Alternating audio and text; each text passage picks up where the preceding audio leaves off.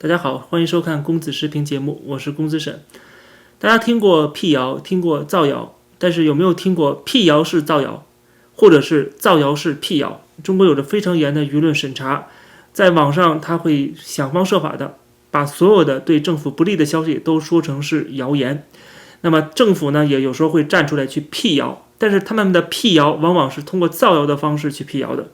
所以他们嘴里说的话可能还不如网民造谣的准确。他们说的话是为了自己的利益。你想想，中国连媒体都没有自由，连媒体都不能客观的报道事实，如果最重要的信息渠道都被政府所管控，那么他们当然说什么就是什么，甚至他强行的要求你把政府说的当作真理，必须无条件的相信政府的言论。当他这么做的时候，你就会怀疑他们说的到底是不是实话。所以他们往往通过造谣式的方式去辟谣，去把真相掩盖。那么除了造谣式辟谣以外，最近又出现了辟谣式造谣。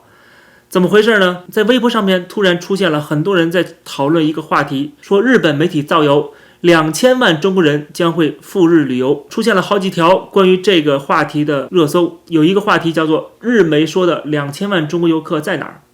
还有一个话题说炒作中国人对核污水忘性大，日本在害怕什么。而且我们要知道，这还不是普通的网民掀起的这个话题，一些拥有几百万上千万粉丝的官方账号都在炒作这件事情，比方北京日报、环球时报等等等等，甚至还制作了影片。日媒为何炮制中国人赴日旅游热？就在中国人享受中秋叠加国庆的超级黄金周时，日本舆论也拿这个假期做起了文章。他们指责日本在炒作，指责中国的一些亲日的汉奸在配合日本炒作，把中国人说的这么没有骨气。而且还有人说反贼的数学不好，哪有2000万这么多呀？2000万中国人赴日本，那这飞机都挤爆了。可是这个数字根本就不是日本媒体说的，日本媒体最早的报道他们讲得很清楚，是2000万人到日本旅游，没有说这2000万都是中国人。但是同一时间也有报道说很多中国人到日本旅游，所以有人就把这两条报道给它混在一起了，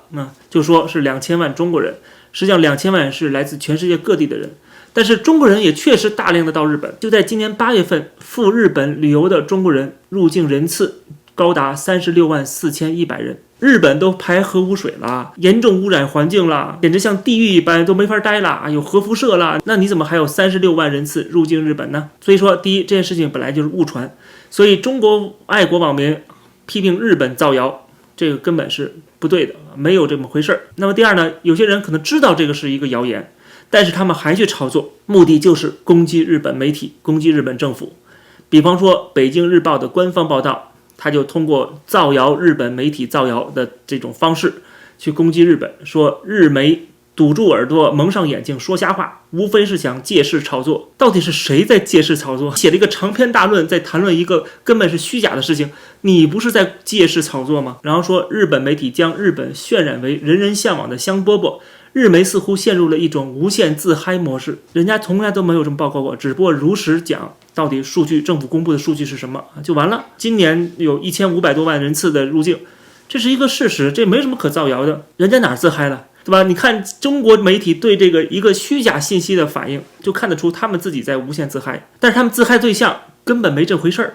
人家根本就是很淡定的去报道一个事实，就是有30多万中国人来日本了，全年来日本的旅游的人有1500多万，对吧？就是一个很正常的报道。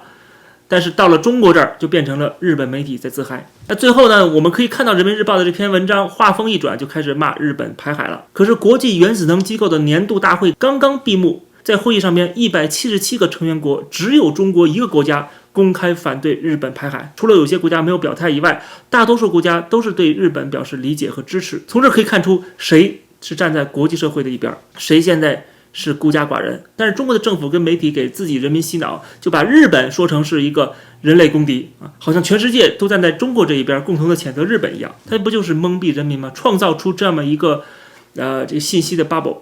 然后大家都在这里边自嗨，完全不知道国际社会的表态，不知道其他国家的反应。哪怕是曾经反对日本排海的俄罗斯，都这一次没有站在中国这一边，没有谴责日本，只是对日本排海表示些许担忧而已。那么表示担忧很正常，我们也可以表示担忧，谁都可以表示担忧，毕竟排海这个行为是对环境的污染，我们都承认这一点。但是呢，全世界都在这么做，只不过污染的影响范围你要控制在一定范围之内，能够达到我们接受的这个程度啊。毕竟不光是日本在排海，全世界都在排。我之前讲过，俄罗斯自己就把自己的核反应堆的这个潜艇直接沉在海底，所以俄罗斯没有什么太大的资格批评日本。像中国、印度这些发展中国家就更没有资格了，他们是全世界污染最严重的国家，在环保的问题上，他们连学习日本都学不过来呢啊，更没有资格对日本的环保指手画脚了。所以从中国创造出这么一个假象，日本排海威胁人类健康，成为世界公敌，美国跟日本狼狈为奸，危害全世界这样的一个假象，创造出这样的一个舆论环境，然后所有人沉浸在当中，骂日本、骂美帝，这样的话就能够找到一些心理安慰，也就忘记了自己现在生活的艰难，也忘了到底是谁实际上正在剥削他们、欺压他们，甚至污染他们。有一个人在这个事件刚刚爆发之前就发了一段话，他说他预言成真。他当时说，我要是搞舆论的，面对国庆假期一堆人去日本旅游这个现实状况，该怎么 battle 呢？简单，让人造一个新闻，就说有5000万人在国庆期间去日本旅游，安排几个像模像样的号发出来，然后引几家在日本的营销媒体复制粘贴一下，靶子就这么竖起来了。接下来开始就这个靶子大批判，5000万啊，这么弱智的数字你们也信，可见是假的。就这样，进而营造出一种谁说有人去日本都是在造谣的环境，不就结了？他刚说完这句话，没想到这个事实成真啊！唯一的差别就是不是5000万，是2000万。但是仍然很夸张的一个数字。其实对于一个有10几亿人口的国家，2000万还是200万，有什么差别有那么大吗？其实无所谓。但不管怎么样，现在真的把这个靶子树立起来了啊！就是日本媒体、日本政府、中国的汉奸，现在党媒、官媒带头大加批判，这就是一个典型的舆论战、认知战。共产党有专门的部门、专门的人员去搞这个，所以他们肯定很专业啊。而且之前我说过，就是日本排海这个事儿，实际上在中国的宣传是非常成功的，让所有人都忘记了中国现在经济有多差，他们生活有多难。现在大家一起开始反日，这不就把大家团结在一起了吗？都团结在党中央习近平的周围了吗？而且他们还给未来找了一个借口，就是当中国受到全球孤立的时候，他们可以拿这个说事儿。他说：“我们代表的是正义，但是现在我们却被孤立，因为美日的勾结，然后影响到全世界。”整个西方世界狼狈为奸，他们包庇日本就是为了对付我们，这不就是可以在自己内部逻辑自洽了吗？这不就给中国政府的种种倒行逆施的一些政策找了一个借口吗？这个时候西方世界在批评中国，那这时候中国人不都会站出来替中国政府去辩解，甚至反驳对方吗？我们现在等于把中共的宣传策略给展现出来。那最近还有一个事儿，在中国炒的也是翻天覆地，就是在河南的南洋迷笛音乐节上边出现了大量的盗窃事件，就是很多的来参加音乐节的人员，他们发现他们帐篷里的很多东西都被偷了，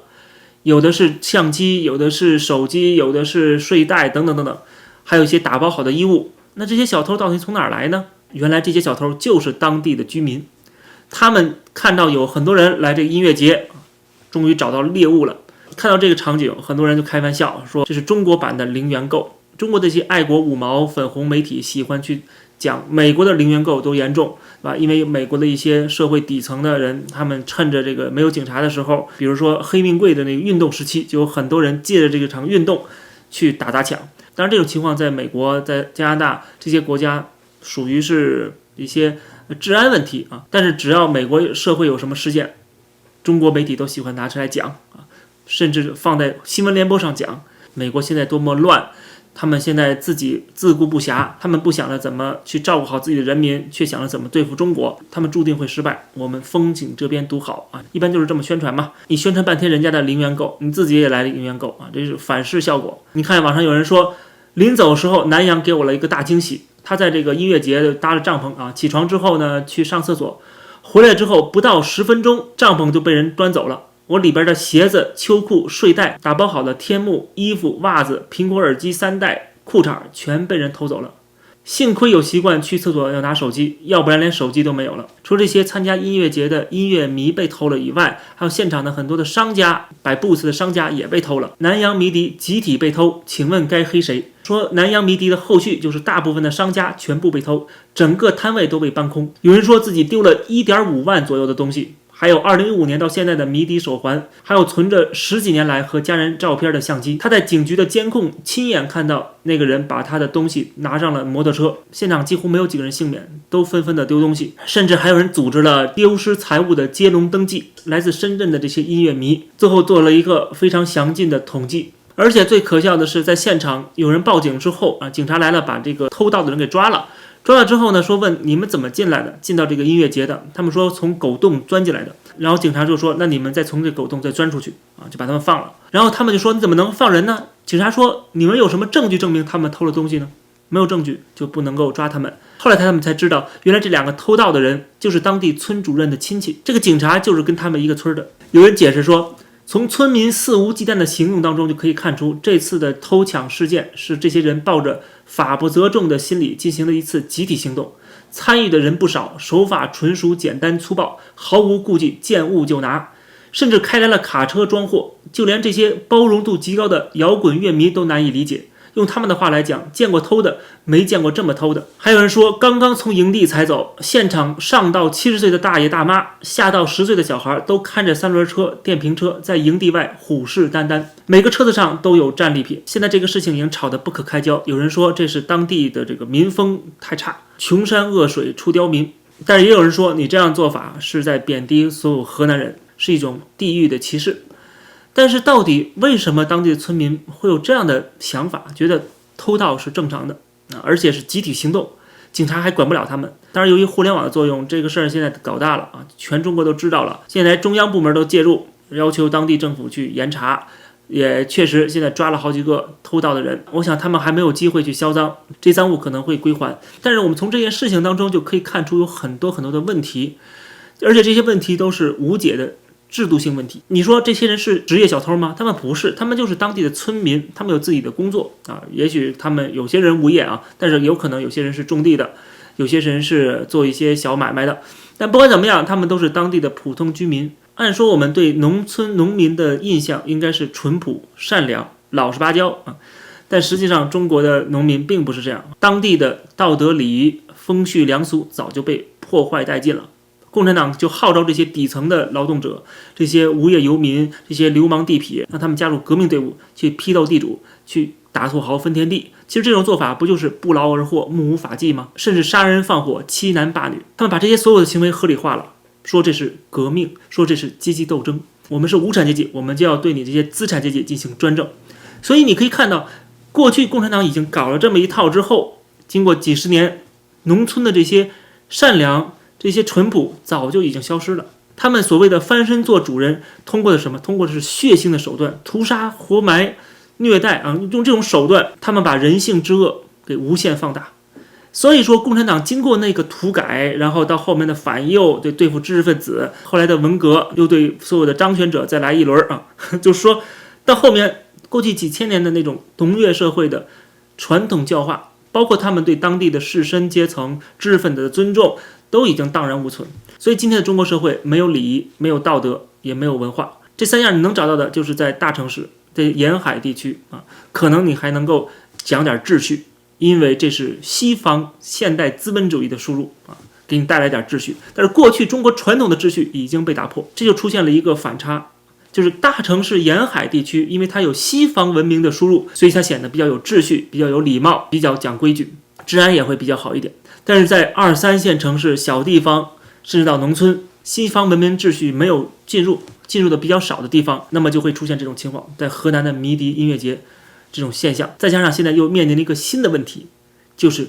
经济不行了。其实这也是伴随着西方的资本在退出中国，西方的文明秩序也在退出中国，中国在国际舞台上也被孤立。所以整个现象导致本来就已经缺少资源的地方，它就更是内卷。关于这一点，有人就评价得很好，他说通过这个事情说明，一个区域的落后不是因为人性恶劣，而是因为有限资源恶劣竞争的情况下，人们拒绝接受新思想、新规则、新的生活方式。这一类的中西部城市我们可以归纳为南洋型。它以到一些小地方打车打出租车就计程车，然后被狠宰收高价。如果是 Uber、滴滴的平台就不会被宰，对吧？因为这是一个新的秩序输入，有新的规则了。但是这些人呢，他们不用滴滴，不用这些平台，拒绝，你去一些小地方，它没有这些服务，那它就可以漫天要价。作者就评价说，造成这种局面的根源就是地方决策者的短视与无能。为了适应这种恶劣环境，人自然就变得奸猾。虽然在恶劣的环境下，有许多人还是会坚守底线，但绝大多数人会为了生存愈发的丑陋，形成习惯就成了劣根性。其实你说当地的政府的官员是短视和无能吗？有一点这个作者不敢说的，就是他们的私利。实际上很多情况不是他们无能或者短视，而是他们为了私利，他们觉得这么做可以让这些计程车得利，计程车得利了，他们就可以有好处，因为他们也有可能跟这些当地的一些地方企业有关系啊。地方企业害怕竞争，他想维持在这个地方的垄断，那么他在跟权力进行结合，权力就会进行地方主义保护，那么外部的新秩序就进不来，那内部的秩序不断的内卷，就会出现这些丑陋的现象。而对于这些地方政府官员来讲，他们打车不会被宰，因为他们是官员，他们甚至都不用坐计程车，有自己的公家的专车，所以他们才不在乎你这外地人来到底被宰不被宰。然后这个作者还接着说，有限资源下，人不是变得无欲无求，而是会瞳孔放大，明争暗抢，斤斤计较，一个馒头引发血案，这时候谁有关系，后台背景就可以占有优势。这种畸形生态下，新的业态也会被破坏。他说，事实上我们的民风从来都是以锁喉女、盗窃村民为主体的。高楼大厦的城市化没有带来契约规则的意识，没有带来公民意识，不过他们骨子里流淌着宏大叙事和最原始的欲望，有便宜就占。这种制度性的恶性循环，社会机体没有更新，人们只是活着，迂腐、呆板、重复，毫无活力可言。多数三无人员，他们最好的方式就是小润，去往大城市，去做一些见过世面的太监宫女，在租界的只有厕所大的空间里生老病死，这何尝不是一种痛的领悟？其实这不就是我之前说的，共产党的体制最终导致的就是一个结局，作茧自缚。看到这个层面，我觉得才是真的了解中国。但是那些五毛粉红，他们肯定不想让大家去挖掘这真相啊，他们肯定就是说这只是一些个人的行为啊，不用太在乎。比如说有一个知名的五毛大 V 第8官微说，人们没有必要因为一个音乐节出了点问题就对南洋口诛笔伐。他整天的口诛笔伐美国，说美国零元购，结果发生在自己身上，说这是小问题啊，不要口诛笔伐。总之呢，不管他们如何的以辟谣的方式造谣，还是以造谣方式辟谣，还是面对自己的问题避重就轻，想办法去转移矛盾，转移到国外。继续这样走下去的话，所有人都一起烂下去。好，这期节目就跟大家聊到这儿，感谢大家收看，欢迎大家点击订阅这个频道，我们下期节目再见。